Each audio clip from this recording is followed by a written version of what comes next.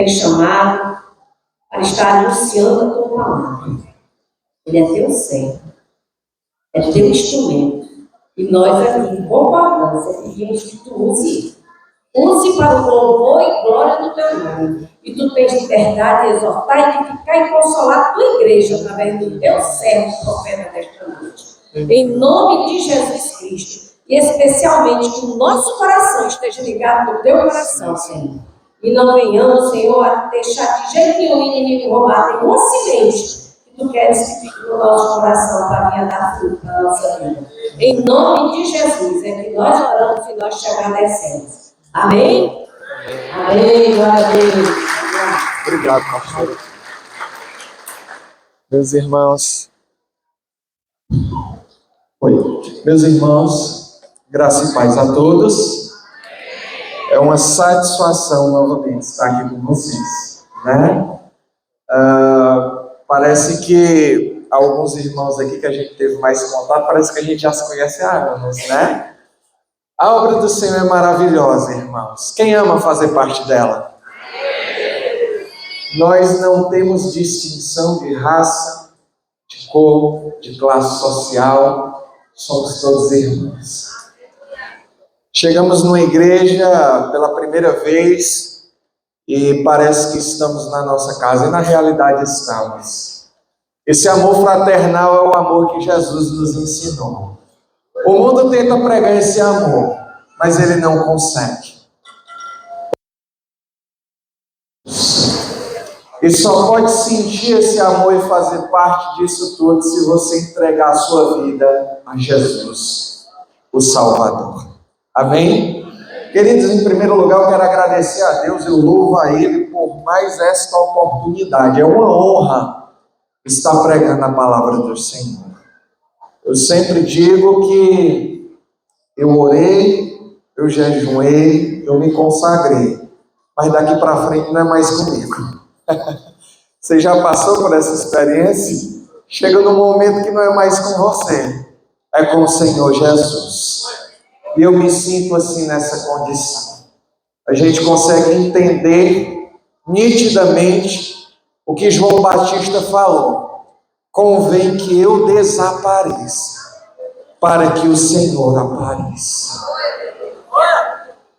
Eu quero louvar a Deus por essa oportunidade. John Wesley, certa vez, ele falou que o crente tem que estar preparado para duas coisas. Primeiro, ele tem que estar preparado para pregar.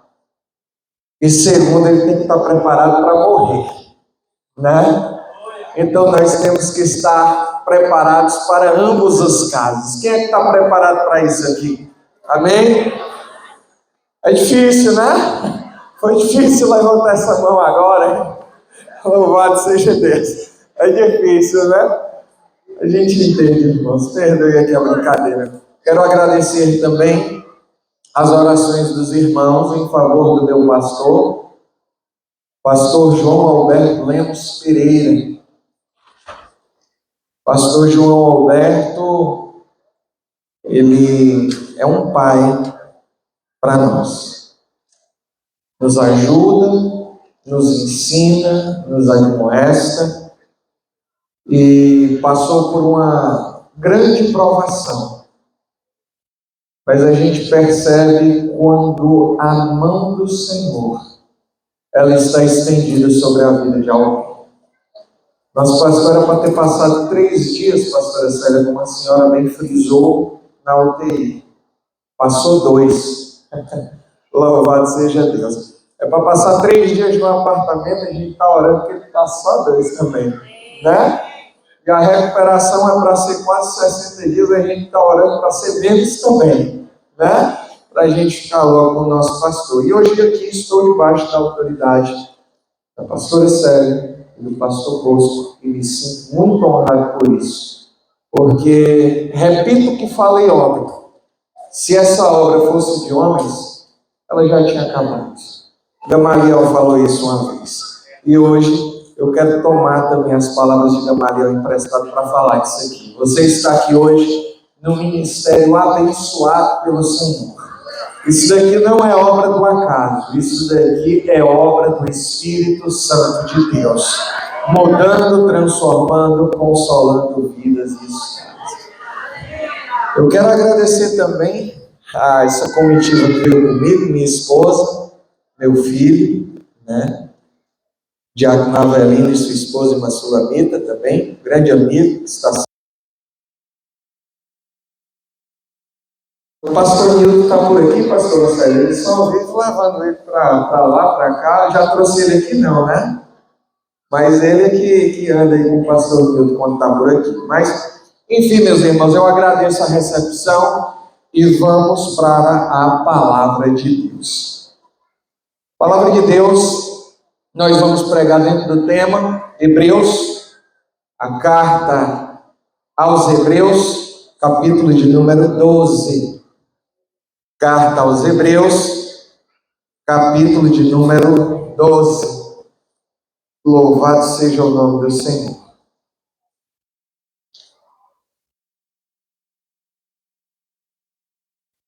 Gostaria de ler apenas os 2 primeiros versículos, que são exatamente aqui os versículos do tema, concernente ao tema dessa festa abençoada. Ontem eu estava falando com a pastora Clélia, ou pastora Célia, é de família, viu, pastora? A organização, a recepção, parece que é de família pensar em todos os detalhes. Parabéns a todos os irmãos, parabéns, pastora Célia e pastor Bosco, porque está tudo lindo para a honra e glória de Jesus Cristo. Viu? Esse povo, quando Jesus salva e transforma, é maravilha, né? Louvado seja Deus. Vamos para a palavra, meus irmãos. Portanto, também nós, uma vez que estamos rodeados por uma tão grande nuvem de testemunhas, livremo-nos de tudo que nos atrapalha e do pecado que nos envolve e corramos com perseverança a corrida ou a carreira que nos está proposta, olhando para Jesus, autor e consumador da nossa fé, o qual pelo gozo que lhe estava proposto, suportou a cruz, desprezando a afronta, e assentou-se à destra do trono de Deus. Amém? Meus irmãos, ontem, recapitulando, a gente pregou também a respeito desta palavra e dessa passagem. Ontem, nós estávamos aqui comentando que o capítulo 12 da carta aos Hebreus, ela é uma continuação do capítulo de número 11 dessa carta. Tanto é que, se você puder ler o primeiro versículo, você vai poder ver a palavra portanto. Novamente eu faço a comparação que fiz ontem. Qualquer um desses jovens que estão aqui, que tem muita familiaridade com redação, você nunca vai começar uma redação com a palavra portanto. Porque portanto vai se remeter a uma conclusão. Então o capítulo uma continuação, é o contexto do capítulo de número 11. E ontem nós falamos que essa continuação do capítulo de número 11 nos dava lições de como nós devemos olhar para Jesus, ou do que nós precisamos para nós olharmos, estarmos fitos com os nossos olhos em Jesus. E ontem nós dissemos que precisávamos principalmente de 3 coisas. A primeira coisa é a fé, que está descrita aí no primeiro versículo do capítulo 11, que diz: ora, a fé é o firme prova das coisas que se não vê. A segunda coisa que nós falamos foi a respeito das distrações. Ora, o que é ter um olhar fito em Jesus? O que é essa palavra fito? No original, a palavra quer dizer deixarmos de olhar para as distrações e olharmos fitamente, ou seja, diretamente para um alvo, que é o nosso Senhor Jesus. Inclusive, o autor ele dá alguns exemplos de coisas que tiram nosso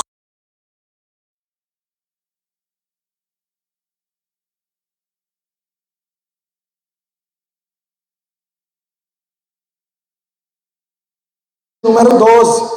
Então, queridos, no final, nós falamos sobre a ousadia, porque não adianta só ter fé, não adianta só olhar para um alvo, se você não tiver ousadia. Sabe qual vai ser a experiência? Igual a dos discípulos e a dos apóstolos que estavam dentro do cenáculo antes de serem cheios do Espírito Santo. A Bíblia diz, e se você ler lá em Atos capítulo de número 1, que eles se reuniam no cenáculo, seja numa sala, em uma casa, com as portas fechadas. Posteriormente a isso, depois que receberam o Espírito Santo de Deus, as portas do cenáculo elas foram abertas. Os homens que então estavam temorosos não pareciam mais temorosos, porque aquele Pedro que negou Jesus, diz a tradição, que ele morreu de cabeça para baixo, porque não se achava digno de morrer pelo seu Senhor. A gente percebe que todos aqueles apóstolos e discípulos, que no momento que Jesus foi preso, se você lê isso em Mateus capítulo de número 28,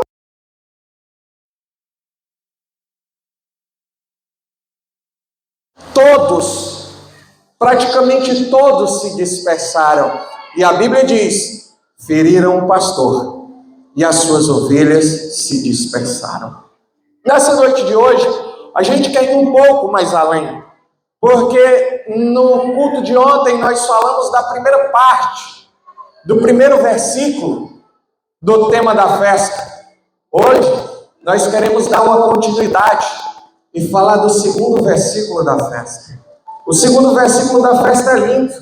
Olhando para Jesus, autor e consumador da nossa fé, a qual pelo gozo que lhe estava proposto suportou a cruz, desprezando afrontas, e assentou-se à destra do trono de Deus.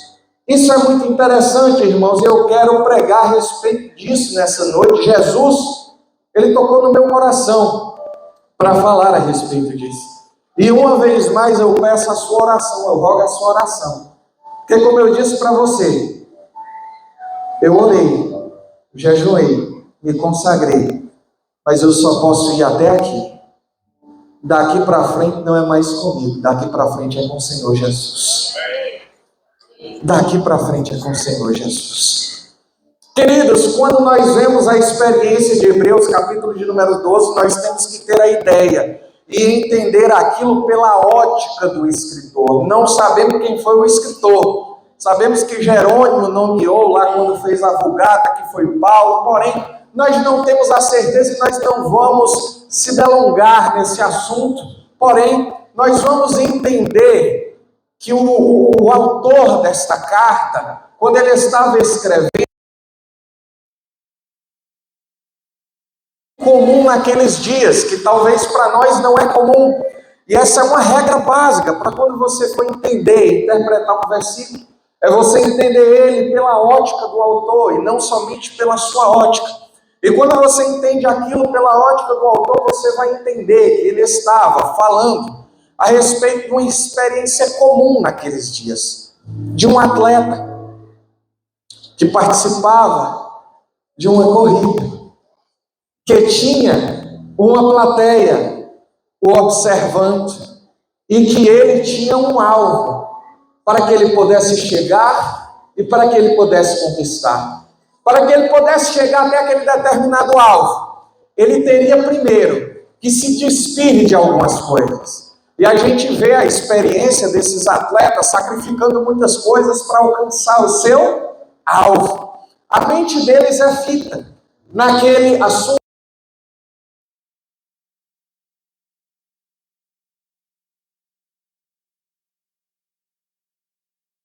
significa exatamente parar de olhar para as distrações e olhar para um alvo. Quando você olha, inclusive, experiências de jogadores da atualidade, existe um jogador de basquete chamado Kobe Bryant, morreu no acidente de avião. Ele tinha uma mentalidade muito forte em busca do objetivo dele. Ele tinha um foco muito forte. Acordava de madrugada para treinar, para se preparar. E nós vemos exatamente esse exemplo, um exemplo de um atleta sendo colocado aqui no capítulo de número 12. E essa comparação é feita não para uma carreira de atleta, mas é feita aqui uma comparação para uma carreira de um cristão. O autor da carta, ele começa a falar, ele começa a dizer que nós precisamos de um alvo. E o nosso alvo não é qualquer alvo. O nosso alvo é o Senhor Jesus. O nosso alvo não são as coisas da terra. O nosso alvo não são as coisas que a traça vai comer, que o ferrugem vai impactar. Não, as coisas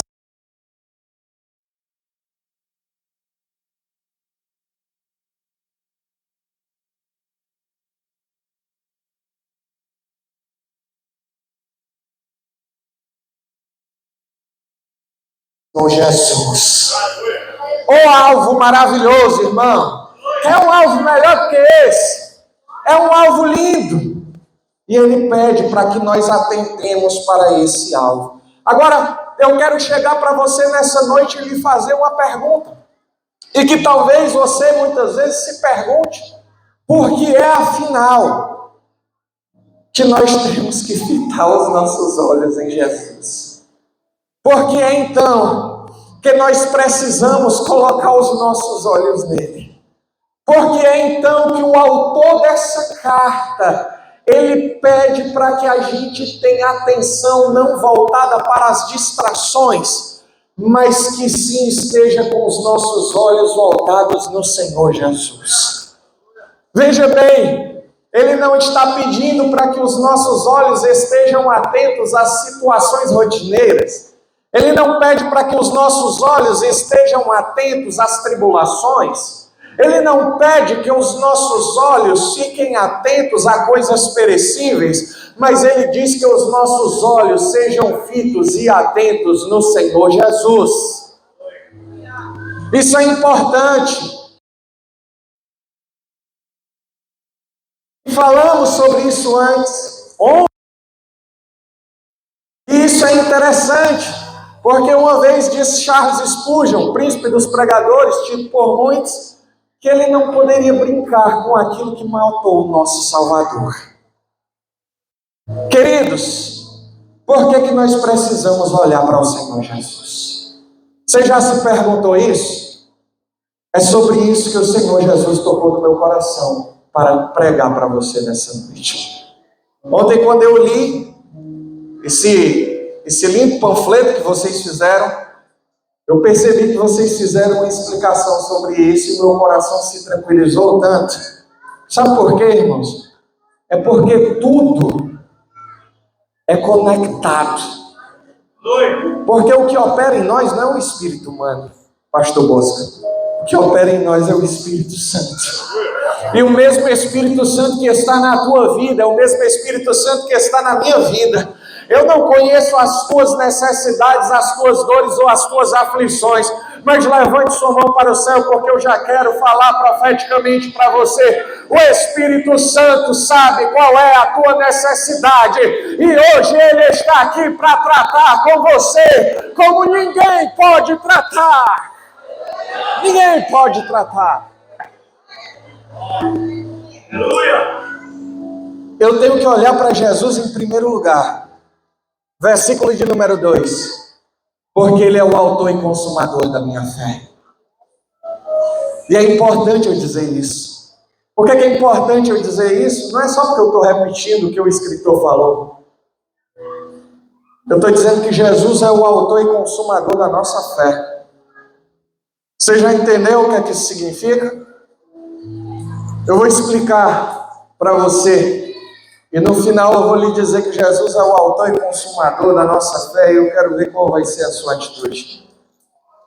Eu quero dizer para você que Ele é o autor e consumador da nossa fé, porque você só está aqui por causa dele. Você não está aqui porque você é bom. Você não está aqui porque você é ou tem uma estrela na sua testa. Não. A pastora Célia usou uma frase que eu gosto muito de usar.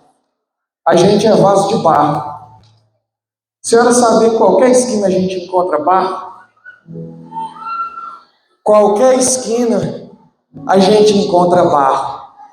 Você é feito de barro. Nós estamos aqui por causa de Jesus Cristo. Porque Ele foi o autor da nossa fé, Ele foi o consumador da nossa fé. O que é que eu estou querendo dizer isso? Eu estou querendo dizer que se Jesus não tivesse morrido na cruz do Calvário, nem eu nem você poderíamos estar entrando aqui dentro, levantando as nossas.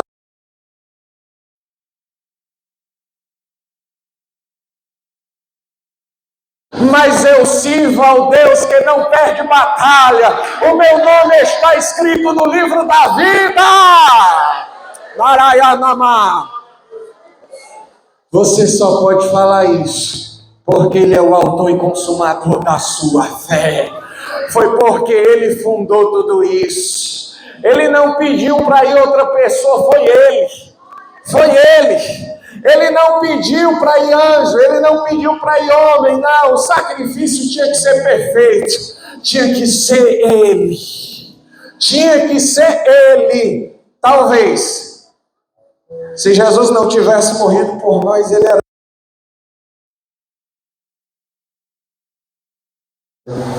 Ele é o nosso Deus e Ele é o nosso Salvador.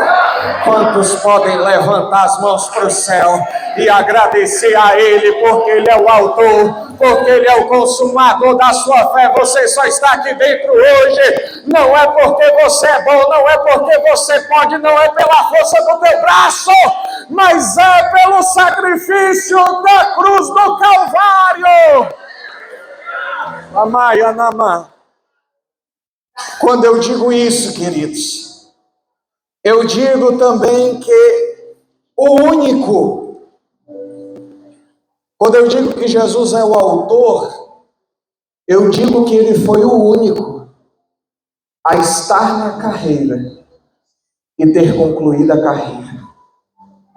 Se você ler em Hebreus capítulo de número 11, versículo de número 39, você vai ver a Bíblia dizer assim: e todos estes, tendo tido testemunhos pela fé, não alcançaram a promessa, eles viram ela de longe. Mas o Senhor Jesus, Ele é o autor e consumador da nossa fé, porque se você for lá para Hebreus, capítulo de número 12, versículo de número 2, a Bíblia diz assim: assentou-se à destra do trono de Deus. Jesus concluiu uma carreira que um dia eu e você concluiremos, mas nós só concluiremos esta carreira porque antes de nós veio alguém para chegar até lá. Hoje está sentado à direita de Deus, está intercedendo por nós e está também nos aguardando.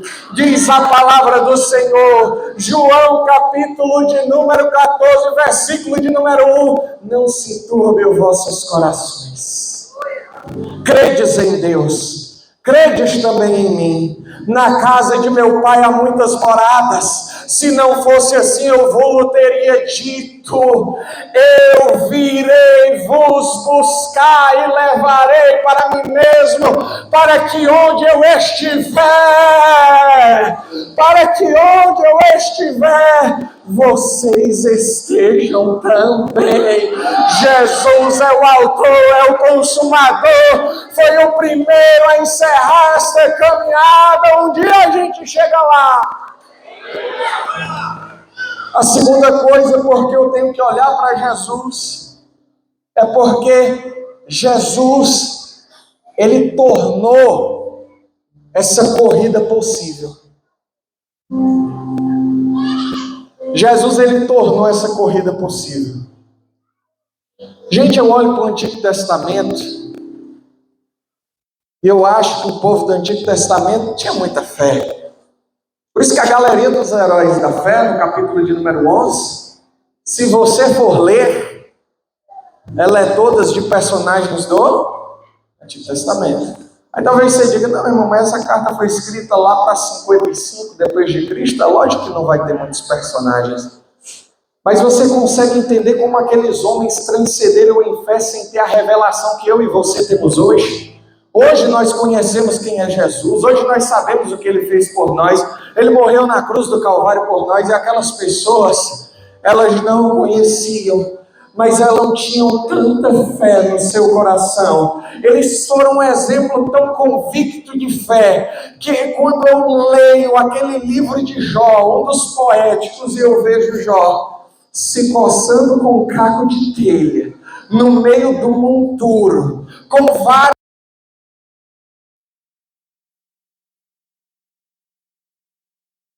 filhos, leia Jó 1:1 e você vai entender quem era Jó, e depois você lê o resto do capítulo, você vai entender o que é que ele se tornou, mas depois você vai ler o último capítulo de Jó, para você ver onde ele chegou. Mas antes de ele chegar lá naquela carreira, lá no meio dela, no apogeu da sua prova e da sua luta, eu acho que Jó deve ter levantado aquele caco de telha como um troféu, e deve ter dito, eu sei que o meu Redentor vive, e em breve ele vai se levantar.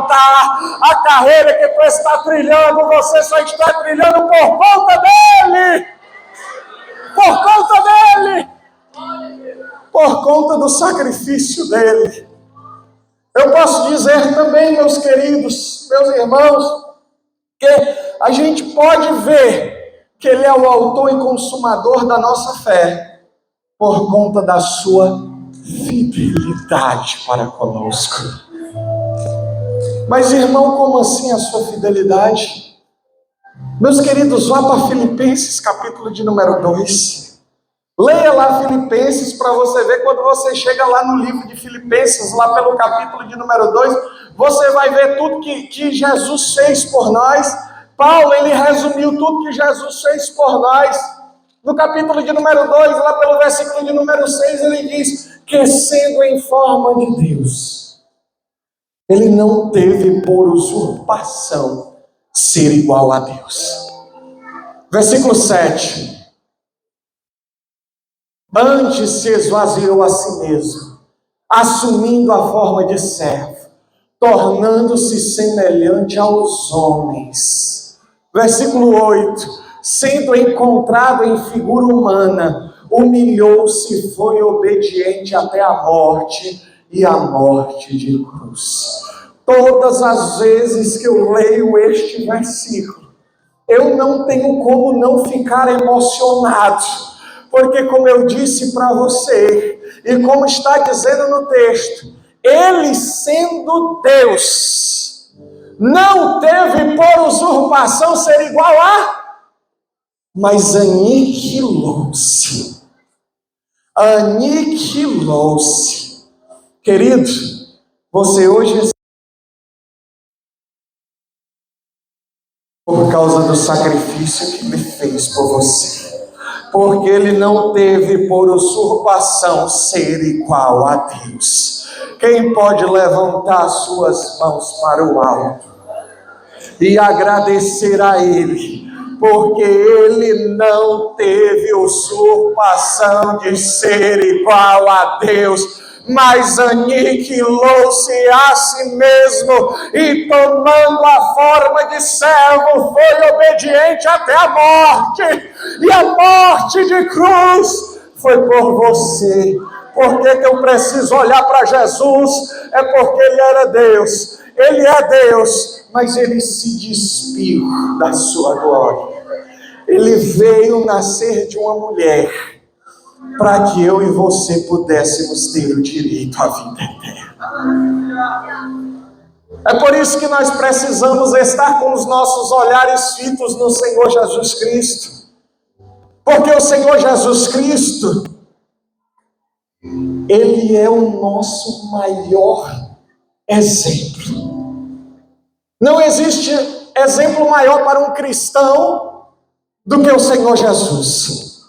Você pode elencar quantas pessoas você quiser. Você pode falar de quantas pessoas você quiser. Se você quiser ler o capítulo de número 11, a galeria dos heróis da fé, você pode ler todos eles. Mas nenhum deles você pode comparar a Jesus Cristo. Nenhum deles você pode comparar a Jesus Cristo. Nenhum deles você pode comparar a Jesus Cristo. Eu pergunto para você nessa noite, para onde estão apontados os teus olhos? Ontem eu fiz muito essa pergunta. Para onde estão apontados os teus olhos? Se teus olhos estiverem apontados aqui para a terra, se teus olhos estiverem apontados para as coisas do mundo, você nunca vai conseguir concluir nesta caminhada. Mas se os seus olhos estiverem fitos em Jesus, você vai conseguir caminhar. E não importa se você passar por naufrágio, não importa se você passar por açoites, não importa se você passar por prisões, não importa. Jesus se revela para você da mesmo jeito que Ele se revelou para Paulo. A graça te basta, a minha graça te basta, a minha graça basta para a tua vida. Aleluia, aleluia. Não se entristeça pelo que você está passando. Não se entristeça pelas coisas que acontecem, que acontecerão. Qual é o nome do senhor? Granildo. Vem aqui, Granildo, por favor. Jesus tocou no meu coração para dizer para você que a graça dele está sobre a sua vida. Que às vezes você imagina, está pesando aqui, será que é isso mesmo? Será que é por aí mesmo? A graça do Senhor está sobre a tua vida. Quem te chamou e quem te escolheu foi o Senhor Jesus. A graça dele está sobre a tua vida. Nunca se esqueça disso, porque por onde quer que tu andares e pelo que tu passares, a graça do Senhor. Às vezes a gente se esquece que a graça do Senhor é com a gente. Às vezes a gente se esquece que a graça do Senhor é com a nossa vida. Querido, passe pelo que você passar nessa corrida. Passe ou viva o que você viva nessa corrida. Mas a graça do Senhor, ela está sobre a tua história. Ela está sobre a tua vida. Repreenda.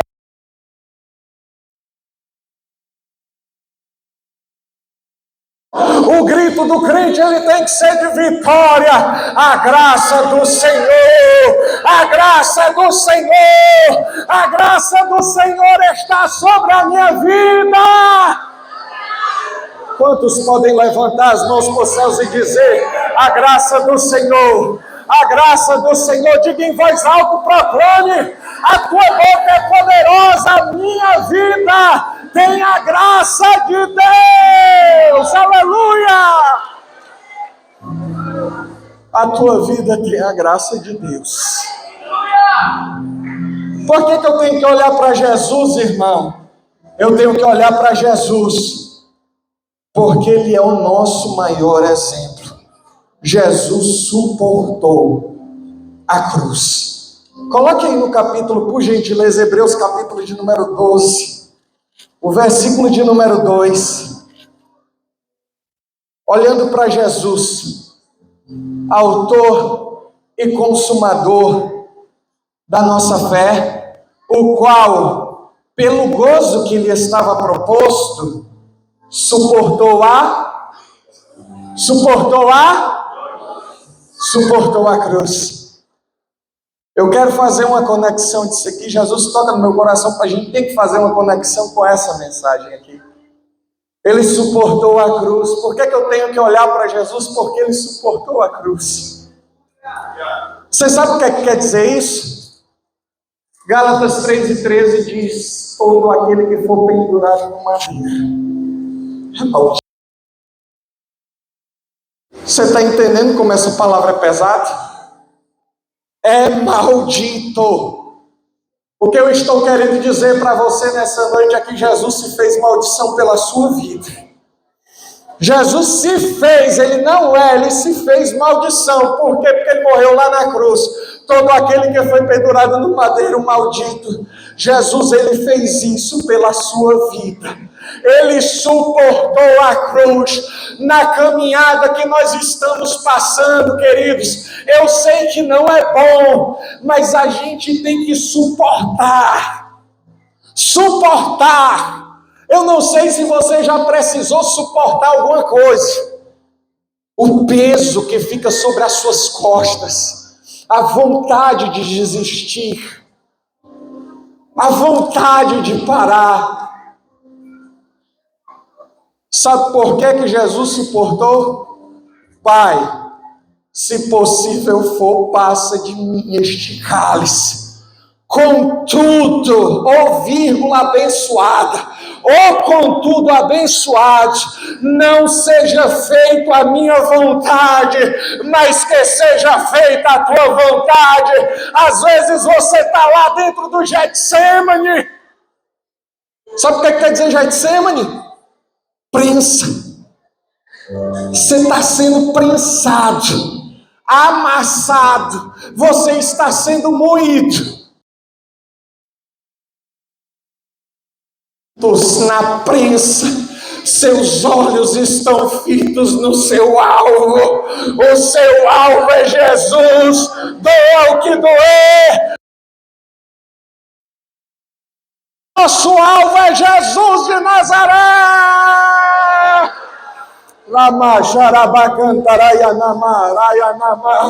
Eu sinto a presença dele aqui nesta noite.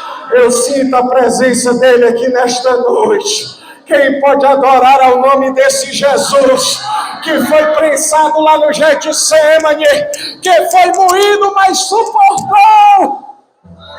Ele suportou. Estava sendo moído, trucidado, mas suportou. A palavra de Deus diz que Jesus, você pode ver isso, eu gosto muito de ler Mateus, a partir do capítulo 25, 26 para frente, vai falar sobre o suplício de Jesus. Jesus, ele foi julgado à noite. Dentro do tribunal judaico, do Sinédrio, isso não era permitido, ele tinha que ser julgado durante o dia. Segunda coisa, foi dada a condenação de Jesus. Levaram ele Pilatos, Herodes. Jesus ainda fez uma proeza que Pilatos e Herodes não se falavam. E a proeza é grande, viu, irmão? Porque dois políticos, quando deixam de se falar, é só Jesus na causa, né? E aí, meus queridos, até eles voltaram a se falar. Pilatos reconheceu que Jesus ele não tinha que ser condenado, ele lavou as mãos. Conta uma antiga tradição que Pilatos não podia ver mais uma bacia de água. Ele ficou maluco lavando as mãos. E Jesus, o nosso Salvador, foi... mas suportou. Ele foi levado à presença de soldados. Quando ele chegou na presença dos soldados, os soldados chicotearam Jesus. Os chicotes, eles tinham ponta de osso ou ponta de ferro na ponta. As chibatadas nas costas, com certeza, chegaram nas suas costelas. Gente, outro dia eu levei um corte no dedo com uma faca, fui inventar de cozinhar, pastor, sem saber. Cortei o dedo, doeu. Imagina as pancadas que Jesus levou nas suas costas e que chegaram nos seus ossos. Ele ficou trucidado. Mas Jesus não desistiu, ele suportou. Ele suportou. Ele suportou. A Bíblia diz que colocaram nele uma capa deram um caniço para ele, simbolizando um cedro, um pedaço de pau, colocaram na mão dele, colocaram espinhos, uma coroa de espinho na cabeça de Jesus. Dizem alguns estudiosos que os espinhos furaram os nervos na cabeça de Jesus. Porque a forma que uma coroa fica, com aquele espinho entrando na posição, ele iria atingir nervos que iriam causar dores alucinantes. E Jesus não estava sofrendo inicialmente aqui, não. Ele sofreu inicialmente no Getsêmani. A Bíblia diz que lá no Getsêmani Jesus soou gotas de...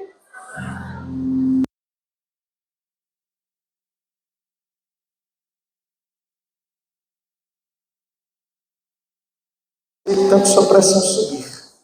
Ou pode acontecer um sintoma muito raro. As veias, elas se dilatam e começa junto com o suor a sair sangue. Aí você diz assim, mas irmão, por quê? Porque a Bíblia diz que sem derramamento de sangue não há remissão de pecado. Jesus não podia morrer de um AVC, não, ele tinha que estar derramando sangue. Sangue. Jesus tinha que estar derramando sangue. A Bíblia que fala, sem derramamento de sangue não há remissão de pecados. Jesus começou a derramar sangue lá no Getsêmani. Foi chicoteado, bateram nele, e ele estava com um caniço na mão. Tomaram o caniço da mão de Jesus. Quando eu li isso, eu tive que me levantar, pastor Bosco. Eu estava sentado na cadeira, eu me levantei, porque a Bíblia diz que pegaram o caniço e deram na cabeça de Jesus. Eu fiquei pensando, Jesus! Mas Jesus suportou. Mas Jesus suportou. Mas Jesus suportou. Mas Jesus suportou. Mas Jesus suportou. E não foi, querido, porque você é bom ou bonito, não. É porque Ele te ama. É porque Ele te ama.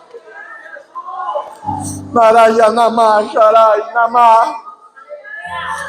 Você ainda quer me perguntar por que é que você tem que olhar fito para o Senhor Jesus? Ainda tem essa dúvida, por que é que tem que olhar para Jesus? É porque Jesus suportou por você. Ele chegou naquele momento, foi colocado em um ponto, o pegaram de manhã. A Bíblia diz que puxaram aquela túnica que ele estava vestido. Quem foi que colocou já curativo no dedo? Ou então aqueles curativos que se faz com a gás e depois puxou da ferida? Alguém já fez isso? Dói, não dói? Dói? Imagine feridas abertas, esfriadas pelo frio da noite. Jesus todo sujo, cuspido, a Bíblia diz que cuspiram nele. E puxaram aquela túnica dele. Eu imagino que quando puxaram aquela túnica, a Bíblia não diz claramente, mas eu acho que Jesus nem ali ele falou alguma coisa, porque a Bíblia diz que ele estava como uma ovelha muda. Ele suportou. Ele suportou. Ele suportou. Isaías capítulo de número 52, por favor. Você quer ver? Isaías, mais de 800 anos antes, ele teve uma visão de Jesus quando ia ser crucificado. Você quer ver? Coloca o 51, irmão, por favor. Louvado seja o nome do Senhor. Se eu não me engano, é o 51 ou o 52.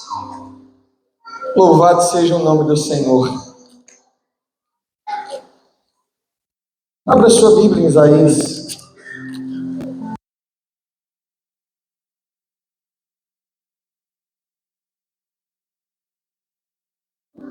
Louvado seja o nome do Senhor. É Isaías 53, queridos. Isaías teve uma visão de Jesus 800 anos antes. Como assim, irmão? Quem deu crédito na nossa mensagem?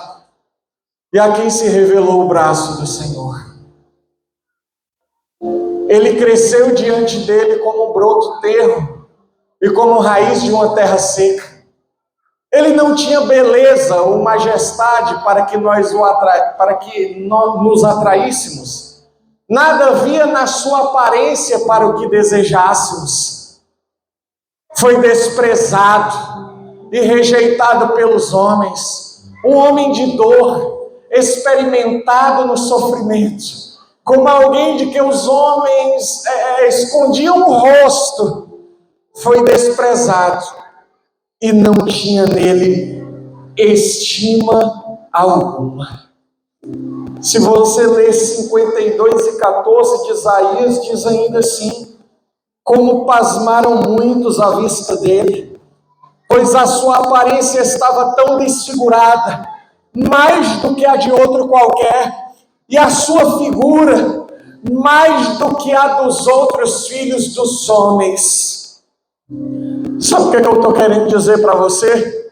Eu estou querendo dizer para você que Jesus sofreu ao ponto de ficar desfigurado.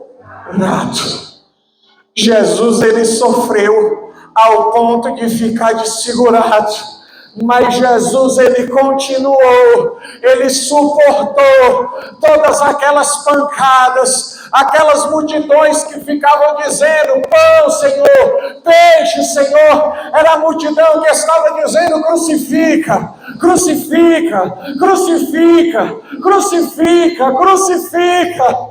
Anás e Caifás estavam lá no meio dizendo assim: que o sangue dele se caia sobre a nossa vida.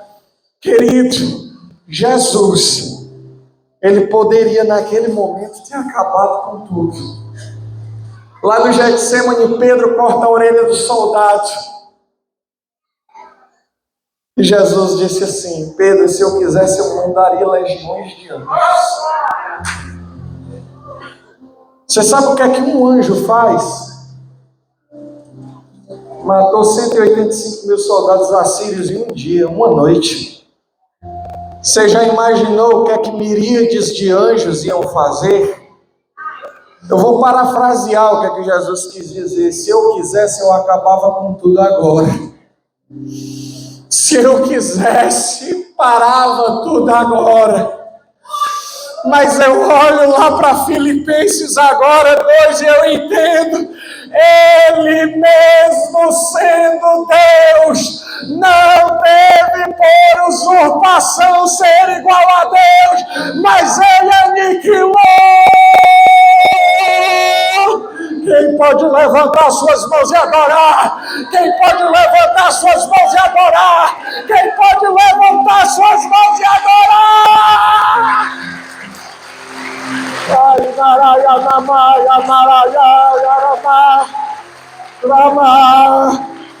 Quem pode glorificar ao nome dele? Glorifique, glorifique, glorifique ao nome dele, glorifique, glorifique ao nome dele. Ele está aqui. Aqui, só quem está sentindo a presença dele, só quem pode olhar para ele. Aleluia, aleluia, aleluia. Irmão, por que que eu tenho que olhar para Jesus? Se eu ainda precisasse te falar alguma coisa, porque eu acredito que a gente não precisa mais falar, eu diria para você: você precisa olhar para Jesus, porque Ele é a semente da mulher. Você precisa olhar para Jesus, porque Ele é o Cordeiro Pascual. Você precisa olhar para Jesus, porque Ele é aquele que nos livrou do jugo da lei. Você precisa olhar para Jesus, porque Ele é o capitão da nossa salvação. Você precisa olhar para Jesus, porque Ele é o nosso parente resgatador. Você precisa olhar para Jesus, porque Ele é teu pastor e eu profetizo, nada vai te faltar. Você precisa olhar para Jesus, sabe por quê? Porque Ele é o maravilhoso, Ele é o conselheiro, Ele é o Deus forte, Ele é o Pai da eternidade, Ele é o príncipe da paz. Você precisa olhar para Jesus, porque Ele é o querido que vem saltando pelos montes. Você precisa olhar para Jesus, porque Ele é o amado das nossas almas. Você precisa olhar para Jesus, porque é aquele que te redime do cativeiro e te coloca no lugar seguro. Você precisa olhar para o Senhor Jesus, porque Ele é aquele que literalmente se compra e quebra o arco, corta a lança, queima os carros no fogo e diz: aquietai-vos. Sabe por que você precisa olhar para Jesus? É porque um dia vão dizer: levantai, ó portas, as vossas cabeças, levantai, ó portais eternos. Sabe quando é que vai dizer isso daí? É quando Jesus estiver entrando no céu com a sua igreja remida, lavada, purificada. Eu vou subir, quem é que vai junto? Quem é que vai junto? Quem é que vai junto? Quem é que vai junto? Quem é? Quem é? Quem é? Ai,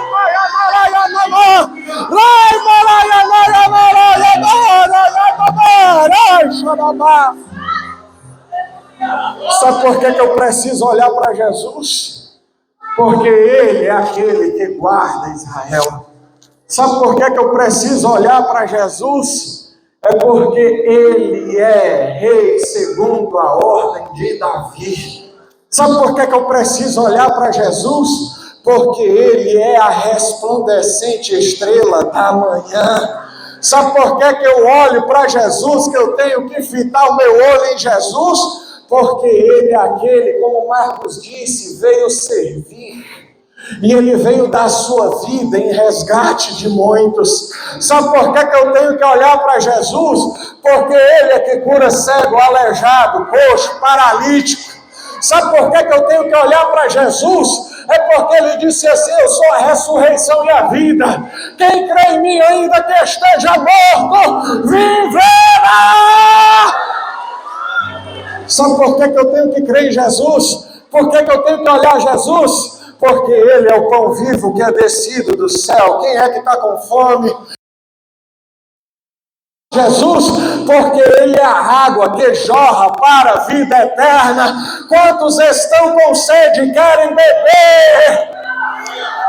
Sabe por que eu tenho que olhar para Jesus? Porque Ele é a porta. Sabe por que eu tenho que olhar para Jesus? É porque Ele é o caminho. Sabe por que eu tenho que olhar para Jesus? É porque Ele é a verdade. Sabe por que eu tenho que olhar para Jesus? É porque Ele é a vida. E ninguém vai ao Pai se não for por Ele. Sabe por que eu tenho que olhar para Jesus? É porque Ele nos livrou do jugo da lei. Ele nos tirou esse fardo pesado. Sabe por que eu tenho que olhar para Jesus? Porque Ele é o verbo divino de Deus. No princípio era o verbo estava com Deus, e o verbo era Deus. Sabe por que eu tenho que olhar para Jesus? É porque Ele é o alfa e o ômega, o princípio e o fim. Sabe por que eu tenho que olhar para Jesus? É porque o Jesus é o Cordeiro de Deus que tira o pecado do mundo. Sabe por que eu tenho que olhar para Jesus? É porque Jesus, Ele é o autor e Ele é o consumador da nossa fé. Sabe por que eu tenho que olhar para Jesus? Porque Ele é o mesmo ontem, Ele é o mesmo hoje e será eternamente. Sabe por que eu tenho que olhar para Jesus? é porque Ele é o Rei dos Reis e o Senhor dos Senhores. Quantos podem adorar ao Senhor Jesus nessa noite? Levante as suas mãos para o céu.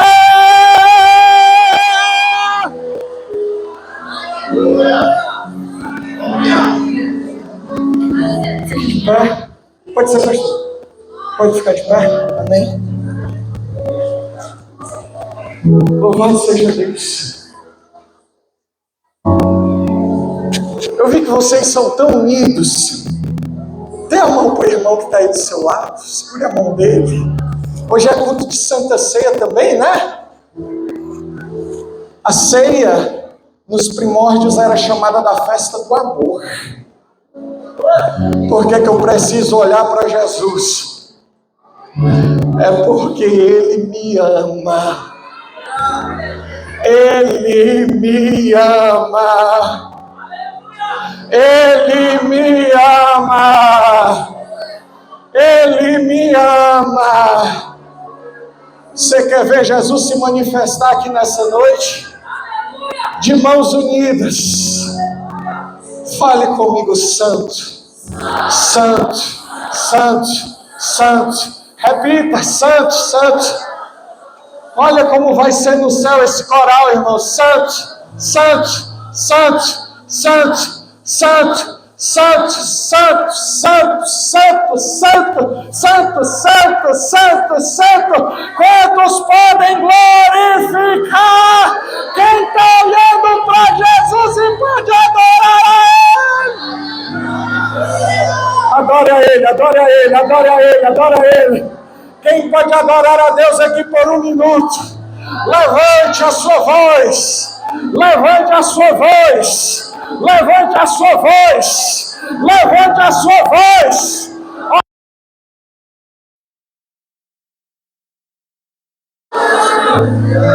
Ayanamara, Ayanamara. Arama, Xarabaca, Parayanamá. Arama, Ayanamá. Aleluia.